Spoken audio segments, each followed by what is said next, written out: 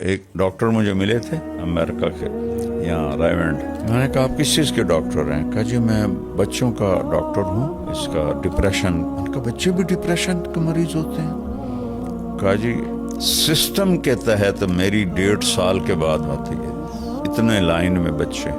میں نے کہا کیا وجہ ہے؟ کہا ماں باپ کوئی نہیں, شادی کوئی نہیں, بوائے فرینڈ گرل فرینڈ, اب بچہ پیدا ہوا کون سنبھالے, دونوں نے جاب پہ جانا ہے تو وہاں وہ جو بنے ہوئے ہیں ڈے کیئر وہاں چھوڑ کے جاتے ہیں, وہ چیختے چنگاڑتے ہیں اور ٹکریں مارتے ہیں جب تھوڑا بڑے ہو جاتے ہیں دیواروں میں.